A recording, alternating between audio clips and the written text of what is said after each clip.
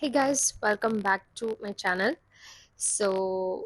I know it's been a very long time since I have uploaded a video in my channel. ഇന്നിപ്പോൾ ഞാൻ ഈ ഒരു video spontaneous ആയിട്ട് ഇടാനുള്ള കാരണം കുറച്ച് നാളായിട്ട് ഇപ്പോൾ +2 എക്സാംസ് ഒക്കെ ഓവർ ആയല്ലോ, റിസൾട്ടൊക്കെ വരാറായി. അപ്പോൾ കുറച്ച് പേര് എൻ്റെ പഴയ വീഡിയോസ് കണ്ടിട്ട്, ഇപ്പം ഞാൻ ഇവിടെ എവിടെയെങ്കിലും കൊടുത്തേക്കാം, അല്ലെങ്കിൽ കമൻറ്റ് ബോക്സിൽ ലിങ്ക് കൊടുത്തേക്കാം, നിങ്ങളത് കണ്ടിട്ടില്ല എന്നുണ്ടെങ്കിൽ ടു വാച്ച് ഇറ്റ്. സോ അത് കണ്ടിട്ട് കുറേ ക്വസ്റ്റ്യൻസ് എന്നോട് ചോദിക്കുന്നുണ്ട്. അപ്പോൾ കുറച്ച് കോമൺ ആയിട്ടുള്ള ക്വസ്റ്റ്യൻസിന് ആൻസർ തരാൻ വേണ്ടിയിട്ടാണ് ഞാൻ ഈ ഒരു വീഡിയോ ചെയ്യുന്നത്. അല്ലാതെ കുറച്ച് ഡീറ്റെയിൽ ആയിട്ട്, അതായത് നമ്മൾ ഓരോ ടോപ്പിക്കിനും ഡീറ്റെയിൽ ആയിട്ട് ഞാൻ ഓരോരോ വീഡിയോ അപ്കമിങ് ആയിട്ട് ഇടുകയാണ്. So make sure you guys have already subscribe to my channel. And message അയക്കുമ്പോൾ നിങ്ങൾ ഫോളോ ചെയ്തിട്ട് മെസ്സേജ് അയയ്ക്കുക. ഇൻസ്റ്റഗ്രാം ഐ ഡിയും ഞാൻ താഴെ കൊടുത്തേക്കാം. കാരണം എനിക്ക് മെസ്സേജസ് നിങ്ങൾ ഫോളോ ചെയ്തിട്ടില്ലാന്ന് എനിക്ക് കറക്റ്റ് റിസീവ് ചെയ്യാൻ പറ്റില്ല. ഞാൻ പിന്നെ റിക്വസ്റ്റ് എടുത്ത് നോക്കുമ്പോഴായിരിക്കും എനിക്ക് മെസ്സേജ് കാണാൻ പറ്റുന്നത്. അപ്പോൾ make sure you have already followed my account and then you message me, then I will be getting the messages directly. അപ്പോൾ കുറച്ച് കോമൺ ആയിട്ടുള്ള ക്വസ്റ്റ്യൻസ് ഞാൻ എടുത്തു വെച്ചിട്ടുണ്ട്. അപ്പോൾ അതിന് ഞാൻ ആൻസർ ചെയ്യാം. ഇത് വളരെ ലോങ് വീഡിയോ ഒന്നും ആയിരിക്കില്ല, ഇതൊരു ഷോർട്ട് വീഡിയോ ആയിരിക്കും. കുറച്ചും കൂടെ ഡീറ്റെയിൽ ആയിട്ട്, അതായത് എങ്ങനെ അപ്ലൈ ചെയ്യാം, ഏതാണ് നല്ലത്, എങ്ങനെയൊക്കെ കോളേജസ് ആണ് നമ്മൾ നോക്കേണ്ടത്, അലോട്ട്മെൻറ്റ് പ്രോസസ്സ് എങ്ങനെയാണ്, അഡ്മിഷൻ എങ്ങനെ എടുക്കാം, അങ്ങനെയുള്ള ഒരുപാട് ക്വസ്റ്റ്യൻസ് ഉണ്ട്. അപ്പം ഞാനൊന്ന് റാൻഡം ആയിട്ട് ആൻസർ ചെയ്യുന്ന രീതിയിൽ ഞാൻ ഈ ഒരു വീഡിയോ ഇടാമെന്ന് വിചാരിച്ചു. So the first question was, first question, ചേച്ചി ഞാൻ +2 കഴിഞ്ഞു, ഇനി BSc സൈക്കോളജി എടുത്ത് പഠിക്കാൻ ഞാൻ എന്താണ് ചെയ്യേണ്ടത് എന്നുള്ള ക്വസ്റ്റ്യൻ ആണ്. ഇതിൻ്റെ ആൻസർ എന്താണെന്ന് വെച്ചാൽ, ഇപ്പം +2 കഴിഞ്ഞൊരു വിദ്യാർത്ഥിനി ആണെങ്കിൽ +2 റിസൾട്ടിൻ്റെ മാർക്ക് വരുമായിരിക്കുമല്ലോ. അപ്പോൾ ഈ മാർക്ക് വെച്ചിട്ട് നമുക്ക് ഡിഗ്രി അലോട്ട്മെൻറ്റ് വരും. അതായത് ഓരോ യൂണിവേഴ്സിറ്റി അണ്ടർ, അതായത് ഇപ്പോൾ ഇപ്പോൾ കേരളത്തിലാണെങ്കിൽ Kerala university, MG university, Calicut university, ഇങ്ങനെ 3 യൂണിവേഴ്സിറ്റീസ് ആണ് ഉള്ളത്. അപ്പോൾ ഇതിൻ്റെ അണ്ടറിൽ കുറച്ച് കോളേജസ് സെൽഫ് ഫിനാൻസിങ് ആയിട്ടും അല്ലാതെ ഗവൺമെൻറ് കോളേജസ് ഒക്കെ ഉണ്ട്, പ്രൈവറ്റ് കോളേജസ് ഒക്കെ ഉണ്ട്. അപ്പോൾ ഇവിടെ നമ്മൾ അപ്ലൈ ചെയ്യണം. ഈ +2ൻ്റെ മാർക്ക് വെച്ചിട്ട് നമ്മൾ അപ്ലൈ ചെയ്യണം. അതെങ്ങനെയാണ് അപ്ലൈ ചെയ്യേണ്ടതെന്ന് വെച്ചാൽ, മാർക്ക് വന്നതിന് ശേഷം അലോട്ട്മെൻറ്റ് വിൻഡോ തുറക്കും. ഡിഗ്രി അലോട്ട്മെൻറ്റ് വിൻഡോ സാധാരണ, അതായത് physics, maths, chemistry, Hindi, English ഇതൊക്കെ പഠിക്കാൻ വേണ്ടി കുട്ടികൾ അലോട്ട്മെൻറ്റ് കൊടുക്കുമല്ലോ, അതേപോലെ തന്നെയാണ് BSc സൈക്കോളജിയുടെയും അലോട്ട്മെൻറ്റ് പ്രോസസ്സ്. എല്ലാം സെയിം ആണ്, അല്ലാതെ വേറെ ഡിഫറെൻ്റ് ആയിട്ട് വേറെ അലോട്ട്മെൻറ്റ് പ്രോസസ്സോ കാര്യങ്ങളോ ഒന്നുമില്ല. സൈക്കോളജി സബ്ജക്റ്റ് ആയിരിക്കുമല്ലോ നമ്മുടെ ഫസ്റ്റ് പ്രിഫറൻസ്. അപ്പോൾ സൈക്കോളജി സബ്ജക്റ്റ് ഉള്ള കുറച്ച് കോളേജസ് ഉണ്ട്. കേരള യൂണിവേഴ്സിറ്റി അണ്ടറിൽ കുറച്ച് കോളേജസ് ഉണ്ട്. ഇപ്പോൾ എക്സാമ്പിൾ ആയിട്ട് പറയുകയാണെങ്കിൽ MG കോളേജ് ഉണ്ട്, മാർ ഗ്രെഗോറിയസ് കോളേജ് ഉണ്ട്, അത് സെൽഫ് ഫിനാൻസിങ് ആണ്. പിന്നെ SNGCS വർക്കല, പിന്നെ ഫാത്തിമ മാതാ കോളേജ്, അത് പക്ഷേ ഓട്ടോണോമസ് കോളേജാണ്. ഓട്ടോണോമസ് കോളേജിൻ്റെ വ്യത്യാസം എന്ന് പറഞ്ഞാൽ, അവർക്ക് കേരള യൂണിവേഴ്സിറ്റി അഫിലിയേറ്റഡ് കോളേജ് ആയിരിക്കും, പക്ഷേ അവരുടെ സിലബസ് വ്യത്യാസമായിരിക്കും. അവരുടെ കോളേജ് തന്നെ കണ്ടക്ട് ചെയ്യുന്ന എക്സാംസും മൊഡ്യൂൾസും സിലബസും കാര്യങ്ങളൊക്കെ ആയിരിക്കും. പക്ഷേ സർട്ടിഫിക്കറ്റ് കേരള യൂണിവേഴ്സിറ്റിയുടെ സർട്ടിഫിക്കറ്റ് ആയിരിക്കും. അതിന് നമ്മൾ സെപ്പറേറ്റ് ആപ്ലിക്കേഷൻ കൊടുക്കണം. ഇപ്പം ചില കോളേജിലൊക്കെ ഓട്ടോണോമസ് ആണ്. അപ്പോൾ ഓട്ടോണോമസിന് നമ്മൾ സെപ്പറേറ്റ് ആപ്ലിക്കേഷൻ, അതായത് മാറിവാനീസ് പോലുള്ള കോളേജ് പോലുള്ള ഒരു കോളേജാണ് ഫാത്തിമ മാതാ കോളേജ് കൊല്ലം. അപ്പോൾ അവർക്ക് വേറെ ആപ്ലിക്കേഷൻസ് നമ്മൾ കൊടുക്കണം. അപ്പോൾ കേരള യൂണിവേഴ്സിറ്റി അണ്ടറിൽ വരുന്ന കുറച്ച് കോളേജസ് ഷോർട്ട് ലിസ്റ്റ് ചെയ്ത് വയ്ക്കുക. ഇപ്പം ഞാൻ എക്സാമ്പിൾ നേരത്തെ പറഞ്ഞ പോലെ ഇത് ചെമ്പഴന്തി കോളേജിലുണ്ട്, പിന്നെ നമ്മുടെ യൂണിവേഴ്സിറ്റി കോളേജിലുണ്ട്, അങ്ങനെ കുറച്ച് കോളേജിൽ അവൈലബിൾ ആണ്. അപ്പം നിങ്ങളുടെ പ്രിഫറൻസ് ഏതാണോ, നിങ്ങൾക്ക് ഏത് കോളേജിലാണ് ആക്ച്വലി പോവേണ്ടത്, ആ കോളേജ് ഫസ്റ്റ് വെക്കുക. എന്നിട്ട് പിന്നെ സെക്കൻഡ് പ്രിഫറൻസ്, അങ്ങനെ തേർഡ് പ്രിഫറൻസ്, അങ്ങനെ ഗവൺമെൻറ് കോളേജ് ആദ്യത്തെ പ്രിഫറൻസിൽ വെച്ചിട്ട് പിന്നെ നിങ്ങൾ പ്രൈവറ്റ് കോളേജ്, അതായത് സെൽഫ് ഫിനാൻസിങ് ആയിട്ടുള്ള കോളേജിൽ വെക്കുക, ഓപ്ഷൻസ് വെക്കുക. അപ്പോൾ നിങ്ങൾക്ക് മാർക്ക് കൂടുതലുണ്ടെന്നുണ്ടെങ്കിൽ, ഇപ്പം എനിക്ക് 90 എബോവ് ഉണ്ടായിരുന്നു, ബട്ട് ഞാൻ ജനറൽ കാറ്റഗറി ആയിരുന്നു, അതുകൊണ്ട് എനിക്ക് കിട്ടിയത് ഒരു സെൽഫ് ഫിനാൻസിങ് കോളേജിലാണ് അഡ്മിഷൻ കിട്ടിയത്. സോ നിങ്ങൾ ജനറൽ കാറ്റഗറി ആണെന്നുണ്ടെങ്കിൽ ചിലപ്പോൾ 96 എബോവ് ഒക്കെ വേണ്ടി വരും ഗവൺമെൻറ് കോളേജിൽ കിട്ടാൻ. നിങ്ങൾ ഗവൺമെൻറ് കോളേജ് മതി, സെൽഫ് ഫിനാൻസിങ് കോളേജ് വേണ്ട എന്ന് വെച്ചിട്ട് നിങ്ങൾ മണ്ടത്തരം കാണിക്കരുത്. എന്തായാലും സെൽഫ് ഫിനാൻസിങ് കോളേജും കൂടെ താഴെ ലാസ്റ്റ് ഓപ്ഷനോ ഫസ്റ്റ് ഓപ്ഷനോ ആയിട്ട്, മിഡിൽ ഓപ്ഷനായിട്ടൊക്കെ വെക്കുക. എന്തായാലും ഫസ്റ്റ് ഗവൺമെൻറ് കോളേജ് തന്നെ നിങ്ങൾ പ്രിഫറൻസ് ആയിട്ട് വെക്കുക. സോ അങ്ങനെയാണ് ഈ അലോട്ട്മെൻറ്റ് പ്രോസസ്സും കാര്യങ്ങളും അഡ്മിഷൻ്റെ കാര്യങ്ങളും ഒക്കെ. അപ്പോൾ +2 നല്ല മാർക്ക് ഉണ്ടെന്നുണ്ടെങ്കിൽ നിങ്ങൾക്ക് നല്ല നല്ല കോളേജിൽ കിട്ടും. അതിൽ ജനറൽ അല്ലാത്ത കാറ്റഗറി ആണെങ്കിൽ നിങ്ങൾക്ക് കുറച്ച് മാർക്ക് ഉണ്ടെങ്കിലും കുഴപ്പമില്ല എന്നാണ് എൻ്റെ ഒരു വിശ്വാസം. അപ്പോൾ അങ്ങനെയാണ് അതിൻ്റെ അഡ്മിഷൻ പ്രോസസ്സും കാര്യങ്ങളും ഒക്കെ. പിന്നെ ചോദിച്ചിരിക്കുന്ന ഒരു ചോദ്യമാണ് BA സൈക്കോളജി ആണോ BSc സൈക്കോളജി ആണോ നല്ലതെന്നുള്ളത്. BA psychology means bachelor of arts, BSc means bachelor of science. Okay, അപ്പോൾ രണ്ടിലും ഏതാ നല്ലതെന്ന് വെച്ചാൽ I will always go for BSc psychology, because അതിൽ സയൻസ് ഉണ്ട്. ഇപ്പം സൈക്കോളജി ഇങ്ങനെ ഒരു തെറാപ്പിസ്റ്റ് ആവണം അല്ലെങ്കിൽ ഒരു കൗൺസിലർ ആവണം എന്നൊക്കെ ഉണ്ടെങ്കിൽ എൻ്റെ ഒരു അഭിപ്രായത്തിൽ ഒരു ബാച്ചിലർ ഓഫ് സയൻസ് എടുക്കുന്നത് തന്നെയായിരിക്കും നല്ലത്. കുറച്ചും കൂടെ നമുക്ക് ഡീറ്റെയിൽ ആയിട്ട് പഠിക്കാൻ പറ്റും.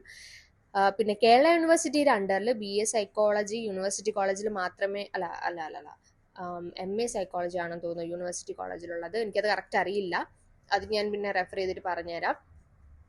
BA സൈക്കോളജി കുറവാണ് കേരള യൂണിവേഴ്സിറ്റിയിൽ. അങ്ങനെ ഒരുപാട് കോളേജുകളിലൊന്നും BA സൈക്കോളജി ഇല്ല. മോസ്റ്റ്ലി എല്ലാ കോളേജിലും BSc സൈക്കോളജി തന്നെയാണ് ഉള്ളത്. പക്ഷെ നിങ്ങൾ CUT സെൻട്രൽ യൂണിവേഴ്സിറ്റിയിൽ പോവുകയാണെങ്കിൽ അവിടെ ഒരുപാട് കോളേജിൽ നിങ്ങൾക്ക് BA സൈക്കോളജി എടുക്കാൻ സാധിക്കും. അതായത് അമിറ്റി, ക്രൈസ്റ്റ്, അങ്ങനെ കുറേ യൂണിവേഴ്സിറ്റി ഓഫ് ബാംഗ്ലൂർ, കർണാടക, അങ്ങനെ കുറേ യൂണിവേഴ്സിറ്റീസ് ഉണ്ട്. പക്ഷെ അവിടെയൊക്കെ പോകണമെങ്കിൽ നിങ്ങൾ സെപ്പറേറ്റ് എൻട്രൻസ് എഴുതണം.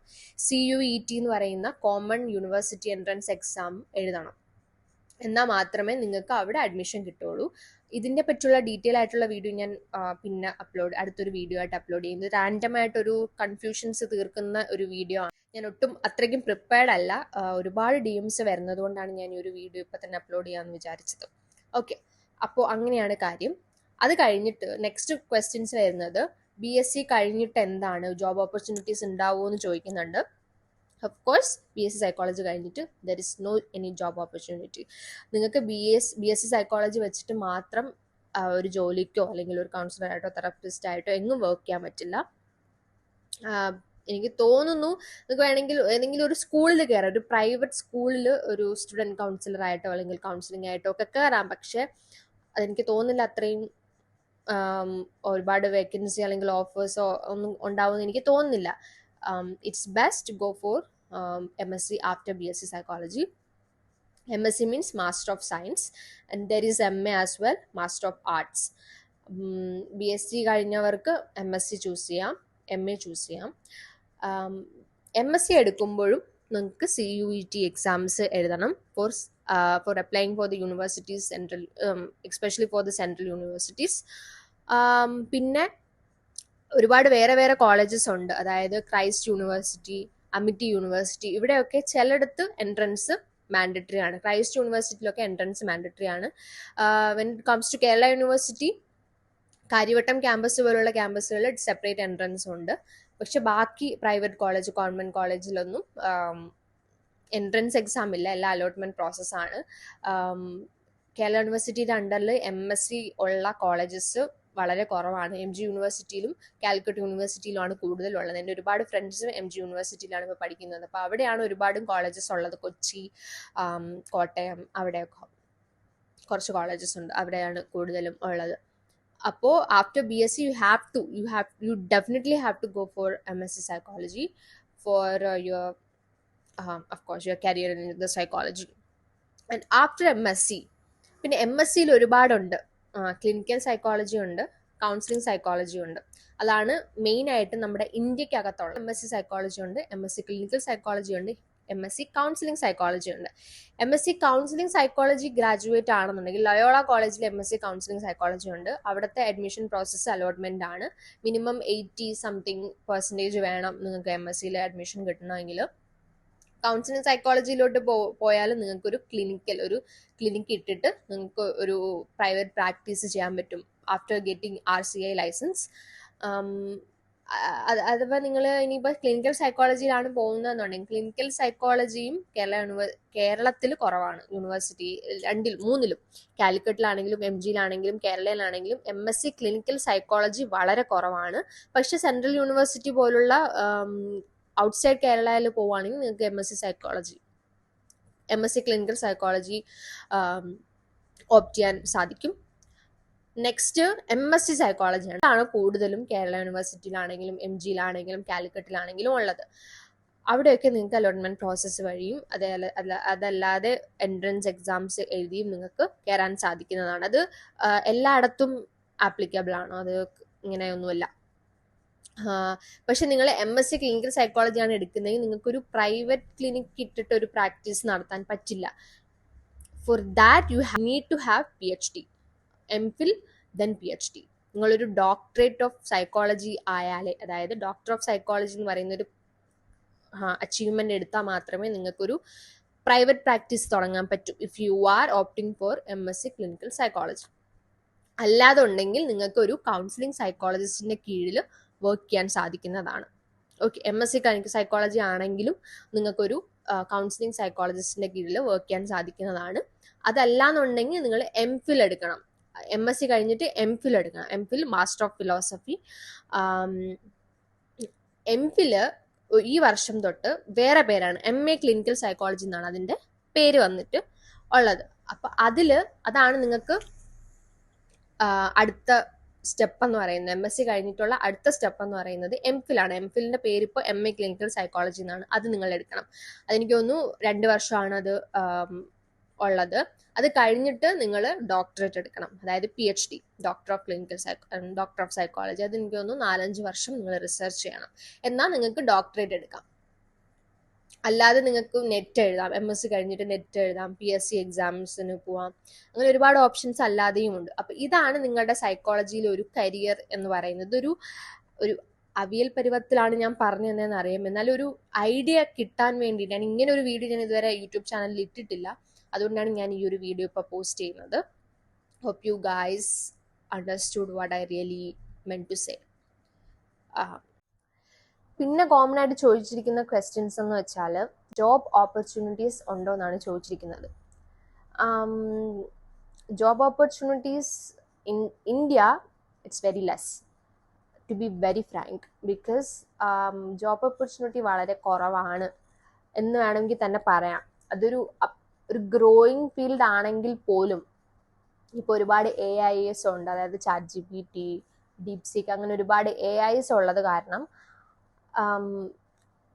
കൂടുതലും അങ്ങോട്ടായിരിക്കും ആൾക്കാർ പ്രിഫർ ചെയ്യുന്നത്. അവർക്ക് ത്രെട്ടാണ്, നമ്മുടെ സൈക്കോളജിസ്റ്റിന് ഒരു ത്രെട്ടാണ്. അത് പ്രൊഫഷണലി നമുക്ക് ക്യൂർ ചെയ്യാൻ പറ്റുന്നതല്ലെങ്കിലും ഒരു താൽക്കാലിക ആശ്വാസത്തിന് ആൾക്കാർ അത് യൂസ് ചെയ്യാറുണ്ട്. അത് മാത്രമല്ല, ഇന്ത്യയിൽ മെൻ്റൽ ഹെൽത്തിന് അങ്ങനെ ഒരുപാട് വലിയ ഇമ്പോർട്ടൻസ് ഒന്നുമില്ല. ഒരുപാട് മെൻ്റൽ ഹെൽത്ത് ഇഷ്യൂസ് നമ്മളുടെ സമൂഹത്തിലുണ്ട്. ഇപ്പം ഡിപ്രഷൻ, ആൻസൈറ്റി, അത് മാത്രമല്ല വേറെ ഒരുപാടുണ്ട്. Postpartum delivery, postpartum depression, post menopause anxiety, stress, പിന്നെ നമ്മളുടെ അമ്മുമ്മമാരുടെയൊക്കെ പ്രായത്തിലുള്ള അവർക്ക് അവരുടെ പ്രായത്തിനനുസരിച്ച് വരുന്ന മാനസിക ബുദ്ധിമുട്ടുകൾ. പിന്നെ എന്താണ്, ന്യൂ ബോൺ പാരൻസ്. ഒരു ന്യൂ ബോൺ ബേബി ഉണ്ടാകുമ്പോൾ അവിടെ ഒരു പാരൻസ് ആണ് ഉണ്ടാകുന്നത്. അവർക്ക് വേറെ ഒരുപാട് ഒരുപാട് എക്സ്പീരിയൻസ് ഒന്നും ഇല്ല ആസ് എ പാരന്റ്. അപ്പൊ അവർക്ക് കൊടുക്കാവുന്ന കൗൺസിലിംഗ്, പിന്നെ ഓട്ടിസ്റ്റിക് ആയിട്ടുള്ള ചിൽഡ്രൻസിന്റെ പാരൻസിന് കൊടുക്കാൻ പറ്റുന്ന കുറെ കാര്യങ്ങൾ, അങ്ങനെ ഒരുപാട് പറയാനാണെങ്കിൽ കടൽ പോലെ ഇഷ്ടം പോലെ ഉണ്ട്. പക്ഷേ ആരും അങ്ങനെ പ്രൊഫഷണലി ഹെൽപ്പ് സീക്ക് ചെയ്യുന്നതായിട്ട് ഞാൻ കാണുന്നില്ല. നമ്മുടെ ഇന്ത്യക്കകത്ത് അത് വളരെ കുറവാണ്. പുറത്തൊക്കെ ഒരുപാടുണ്ട്, പക്ഷെ ഇന്ത്യയിൽ അത് ആൾക്കാർക്ക് അത് മനസ്സിലായി വരുന്നതേ ഉള്ളൂ. മെന്റൽ ഹെൽത്തിന് ഫിസിക്കൽ ഹെൽത്തിനെ അത്ര തന്നെ പ്രാധാന്യം ഉണ്ടെന്ന് ആൾക്കാർക്ക് അത് മനസ്സിലായി വരുന്നതേ ഉള്ളൂ. അത് കുറച്ച് നാളെടുക്കും. അപ്പൊ അതുവരെ സൈക്കോളജിസ്റ്റിന് ഒരുപാട് സ്ട്രഗിൾസ് നേരിടേണ്ടി വരും എന്നാണ് എൻ്റെ ഒരു നിഗമനം. അപ്പം opportunities are there if you are talent enough. നിങ്ങൾ നല്ലൊരു സൈക്കോളജിസ്റ്റ് ആണ്, നിങ്ങൾക്ക് നല്ല രീതിക്ക് ആൾക്കാരെ കൈകാര്യം ചെയ്യാൻ പറ്റുന്നുണ്ടെങ്കിൽ ഡെഫിനറ്റ് ആയിട്ടും you will succeed in this profession. അല്ലാതെ ഒരു ഡിഗ്രി കഴിഞ്ഞ് പഠിച്ച് പെട്ടെന്ന് ജോലി കിട്ടുന്ന ഒരു കരിയർ അല്ല ഒരു സൈക്കോളജിസ്റ്റ് അല്ലെങ്കിൽ ഒരു തെറപ്പിസ്റ്റ് എന്ന് പറയുന്നത്. അങ്ങനെ നിങ്ങൾക്ക് ഡിഗ്രി കഴിഞ്ഞിട്ട് ഉടനെ ജോലിക്ക് പോകണം എന്നുണ്ടെങ്കിൽ you can opt for engineering. അല്ലാതെ ഒരുപാട് വേറെ അതർ കോഴ്സസ് ഉണ്ട്, നഴ്സിംഗ്, അങ്ങനെ ഒരുപാട് കോഴ്സസ് ഉണ്ട്. അതിലൊക്കെ ജോയിൻ ചെയ്യാം.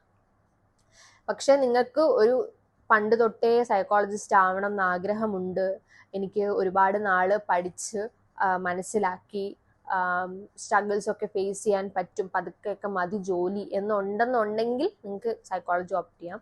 പക്ഷെ ഒരു ഡിഗ്രി കഴിഞ്ഞ് അല്ലെങ്കിൽ ഒരു MSc കഴിഞ്ഞ് നല്ലൊരു ഹൈ പേയിങ് ആയിട്ടുള്ള സാലറി ജോബ്സ് ഒന്നും നിങ്ങൾ പ്രതീക്ഷിക്കരുത്, എക്സ്പെക്ട് ചെയ്യരുത്. അത് കിട്ടാൻ പാടാണ്. ഒരുപാട് പേര് ഇപ്പം വന്ന് സൈക്കോളജി ഓപ്റ്റ് ചെയ്യുന്നുണ്ട്. ഇതൊരു കോമ്പറ്റീറ്റീവ് ഫീൽഡാണ്. അപ്പോൾ ഇവിടെ സർവൈവ് ചെയ്യണമെന്നുണ്ടെങ്കിൽ you have to be the best of the best. Okay, അതാണ് എനിക്ക് പറയാനുള്ളത്. ഓപ്പർച്യൂണിറ്റീസ് ഉണ്ട്, പക്ഷെ ഇതാണ് റിയാലിറ്റി എന്ന് പറയുന്നത്. ഒരുപാട് സൈക്കോളജി പേജസ്, ഇൻസ്റ്റാഗ്രാമിലെ പേജസിലൊക്കെ നോക്കുമ്പോൾ നിങ്ങൾക്ക് കാര്യം മനസ്സിലാവും. ആൾക്കാർ നമ്മൾക്ക് മെന്റൽ ഹെൽത്തിന് അത്രയും പ്രാധാന്യമുണ്ട്, ഇതൊരു തെറപ്പിസ്റ്റിനെ കാണിക്കേണ്ട അസുഖമാണ് എന്ന് തോന്നില്ല. ഇത് എല്ലാവർക്കും ഉണ്ടാകുന്നതല്ലേ. പഴയ ആൾക്കാരൊന്നും അങ്ങനെ, പഴയ ആൾക്കാരാണ് അങ്ങനെയൊന്നും കടന്ന് ചിന്തിക്കുന്ന ആൾക്കാരൊന്നും അല്ല. ഇപ്പോൾ ഒരുപാടുണ്ട്, പറയാനാണെങ്കിൽ ഒത്തിരി ഉണ്ട്. അത് വീഡിയോ ഒരുപാട് ലാഗായിപ്പോ, അതുകൊണ്ട് ഞാൻ പറഞ്ഞ് ബോറടിപ്പിക്കുന്നില്ല. അപ്പൊ അതാണ് കാര്യം എന്ന് പറയുന്നത്. Opportunities are there, if you find it you will find it. അതാണ് സത്യാവസ്ഥ എന്ന് പറയുന്നത്. പിന്നെ ചോദിച്ചിരിക്കുന്ന ഒരു ക്വസ്റ്റ്യൻ എന്ന് പറയുന്നത് BSc എത്ര വർഷമാണ് എന്നുള്ളതാണ്. ഞാൻ പഠിച്ചപ്പോൾ 3 year കോഴ്സ് ആയിരുന്നു. ഇപ്പോൾ അത് BSc ഓണേഴ്സ്, അതായത് 4 year പ്രോഗ്രാം ആണ്. നമുക്ക് 1 വർഷം വേണമെങ്കിൽ എക്സ്റ്റെൻഡ് ചെയ്ത് നമുക്കതൊരു ഓണേഴ്സ് പ്രോഗ്രാം എടുക്കാം. അപ്പോൾ ഏതാണ് നല്ലതെന്ന് ചോദിക്കുന്നുണ്ട്. എനിക്ക് തോന്നുന്നില്ല ഇപ്പം 3 year പ്രോഗ്രാം ഇപ്പം എവിടെയെങ്കിലും അവൈലബിൾ ആണെന്ന് എനിക്ക് തോന്നുന്നില്ല. പക്ഷെ 4 year പ്രോഗ്രാം എടുത്താൽ നിങ്ങൾക്ക് ഒരുപാട് ബെനിഫിറ്റ്സ് ഉണ്ട്. നിങ്ങൾക്ക് എത്രയോ മാർക്ക് വേണം 3 year പ്രോഗ്രാം. 3 year ആവുമ്പോഴത്തേക്കും 6th സെമസ്റ്ററിലാവുമ്പോഴത്തേക്കും എത്രയോ പെർസെൻറ്റേജ് മാർക്ക് ഉണ്ടെങ്കിൽ നിങ്ങൾക്ക് 4 year ഓപ്റ്റ് ചെയ്യാൻ പറ്റുള്ളൂ. അതിനെപ്പറ്റി എനിക്ക് വലുതായിട്ട് അറിയില്ല.